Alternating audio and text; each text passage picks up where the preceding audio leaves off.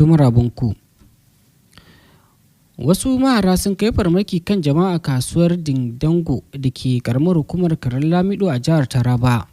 Wani mazaunin garin Yakubu Adamu ya shaida wa majiyarmu cewa maharin kusan 200 dauke da makamai ne suka farwa kasuwar a ranar Laraba, da suka hallaka mutane biyu kuma suka jikkata wasu da dama, sannan suka wawushi kayan abinci na miliyoyin norori. Ya ce a yayin da kasuwar ke tsaka da ci a ranar Laraba ne maharan suka kai farmakin. Sai dai ya ce matasan Didango sun yi gama da maharan inda suka fatattake su, a yanda wata majiya ta yi zargin cewa an kawo musu harin ne domin tayar da rikicin kabilanci a yankin. Kakakin rundunar 'yan sandan jihar Taraba SP Usman Abdullahi ya tabbatar da kai harin, amma dai ya ce mutum ɗaya ne aka kashe. Kwamandan Hizba na ƙaramar hukumar Fage Alhaji Jibrin S. Fage ya shawarci al'umma da su daina siyasantar da matakin da gwamnatin Kano ta ɗauka na sake bujiro da tsarin auren 'yar gata ga marayu da marasa ƙarfi a wannan jiha. Alhaji Jibrin S. Fage na wannan jan hankali ne a lokacin da yake zantawa da manema labarai a wani bangare na shirye-shiryen ɗaurin auren mutane 100 maza da mata da suka shiga tsarin na auren 'yar gatar a ƙaramar hukumar Fage. A cewar sa, ɗorewar tsarin auren da gwamnan Kano Abba Kabiru Yusuf ya asassa shi zai taimaka matuƙa wajen samun raguwar maza da mata masu yawo a kan titi da kuma yasar da jarirai a unguwanni, haɗi da yi musu kisan gilla.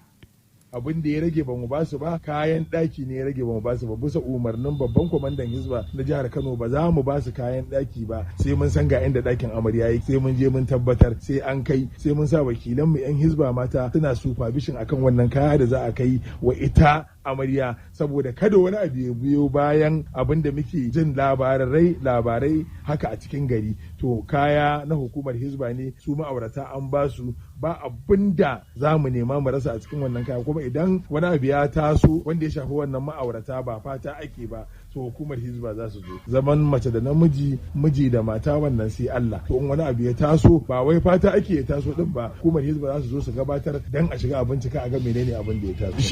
Shine babban abin da ya sa muka ɗauki wannan matakan. Kada wani ya zo mana da abu wanda ya shafi rashin gaskiya. Kada wani da wata su haɗa baki a zo a zanci wannan kayan zummar an yi aure kuma ba auren suka yi ba. Shi yasa muka ɗaurar wannan matakan. Babu wanda za mu ba kaya sai mun tabbatar da wakilan, amma da daman su wannan abin da aka yi taimako ne na ƙarshe wanda aka yi musu, dan ba za su iya ba. To gashi Allah ya kawo dalilin da an musu. Akwai yarinyar da lokacin da aka tabbatar mata ma da ta samu tabbaci na ta shiga, ta yi sujujul shi ta fi minti 3 ba ta dago ba, da ta dago kuma wallahi muka ganta tana kuka. Ta ce an sa mata rana sau 3 a biya gagare, yanzu ne Allah ya yi. Tun da farko da yake nasa jawabin, malamin da ya jagoranci shiga tsakanin wajen karɓar auren ya bayyana wato da bayarwa a ofishin Hizbar karamar hukumar Fage, Malam Husaini wanda aka fi sani da Malam Talle, ya ce kawo yanzu babu wani tsagi da ya ba su matsala wajen janyewa daga shiga cikin tsarin na auren 'yar gatan a karamar hukumar Fage. To gaskiya alhamdulillah ba mu samu masu fasawa, tunda alhamdulillah dama duk wanda ya zo shi dama abu ne ya matsu, mai mayunwaci ne aka ce masa ga abinci, saboda haka kowa da ya zo a cikin bukata, kowa za ga cewa to murnar da ike ma kamar ranar da aka sa ma cewar a zo a yi wannan, kamar ijawo wannan ranar kawo ta kusa kafin ma ranar da aka yi magana din. Haka alhamdulillah an samu nishadi a wurin daurin, wurin sigar ma da muke yi, za ga wato abun ya zama akwai raha da wasa da dariya tsakanin waliyan ango da na amarya, har su kansu amarya da angon, tunda sun zo a gaban su aka yi, kowa za ga iya cikin nishadi. Wannan abin gaskiya ya ƙara ba mu sha'awa, da gaskiya abu ne wanda gwamnati shigo da shi na alkhairi, kuma wanda yake zai rage barna da yawa. Ita ya mace idan fa aka ce lokacin ta ya kai na aure, to kai idan ana so a zauna lafiya a aurar da ita, wannan kawai shine. Haka ɗa namiji idan ya kai buƙatar aure, in ana son zaman lafiya a yi masa aure. Idan ba haka ba ko to wata matsala za ta biyo baya, wanda ba shine abin da muke fata ba. Kuma alhamdulillah kamar yadda aka yi wannan tsarin, kowanne bangare za ga cewar matar da mijin sun ciki ka'idojin da ake bukata na auren. Annabi dama yana cewa man sada minkum alba'ata falyatazawwaj. Duk wanda yake da ikon ciyarwa da mu'amalar auren to yayi aure. Kuma alhamdulillah mafi yawancin su wasu suna da sana'ar da za su iya rike matar ta yau da gobe, amma kuma ba su da tarin naira 50,000 da za su zo su biya sadakin da za su auri mata. Don haka wannan taimakon da gwamnati ta yi na biya musu sadaki to ta rage wasu abubuwa na barna wanda suke faruwa ma ko kuma wanda za su faru. Don haka wannan sadakin ya taimaka wajen tabbatar auren su, kuma insha Allah rabbi muna kyakkyawan zaton alkhairai ne za su biyo baya masu yawan gaske wanda Allah kaɗai ya san iyaka adadin. To daga ƙetare kuma ƙasar Saudiya ta samu haihuwar tagwaye 16,160 a cikin shekarar 2022 kamar yadda alƙalman ƙididdiga da hukumar ƙididdiga ta ƙasar Gastet ta fitar. Rahoton Gastet wanda aka samu kwabinsa daga Ocas Saudi Gazette ya bayyana cewa adadin haihuwar da aka samu a Saudiya maza da mata a dukkanin yankunan masarautar ya kai 417,155 a shekarar da ta gabata. Yankin Riyadh ya samu adadin haihuwa 96,619 a tsakanin uwayen Saudiya, waɗanda 4,140 haihuwar tagwaye ne, kuma 226 haihuwar 'yan uku da sauransu. A yankunan Makka an yi rijistar haihuwa 82,135 daga cikinsu 392 tagwaye ne, kuma 162 'yan uku ne da sauransu. A yankin Madina an samu adadin haihuwa 31,894 inda aka samu tagwaye 1,200 da kuma 'yan uku guda 70. Yankin Asir na kudancin kasar ya bayyana haihuwar mata 32,008 waɗanda suka haɗar da tagwaye 1,054 yayin da 'yan uku kuma aka samu 65. A cikin wannan lokaci yankin Jazan ya yi rijistar haihuwa 21,498 wanda an samu tagwaye 788 yayin da aka samu 'yan uku kuma guda 39.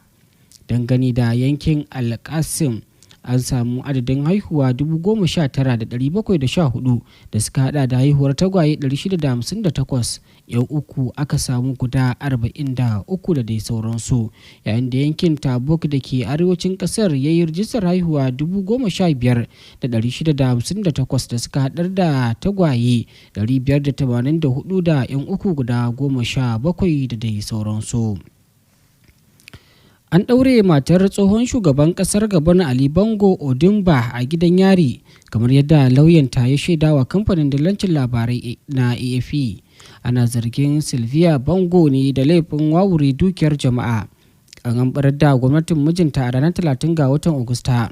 Lauyanta Francisco Zimeri ya shaidawa kamfanin dillancin labaran AFP cewa ɗaurin da aka yi mata a ranar Laraba ba bisa ka'ida ba ne. A watan jiya ne dai aka tuhumi Sylvia Bongo da laifin halasta kudin haram da kuma karbar kadororin sata da kuma damfara. An kuma tuhumi ɗanta Nuruddin Bongo da laifin almundahana, sannan an tsire shi kafin a yi masa shari'a. Sojoji dai sun kwace mulkin kasar ne jim kaɗan bayan an ayyana Bongo a matsayin wanda ya lashe zaben shugaban kasar ta Bongo. To da wannan ne muka kawo ƙarshen labaran namu na wannan lokaci, sai dai kafin mai salama ga wasu daga cikin kanunsu.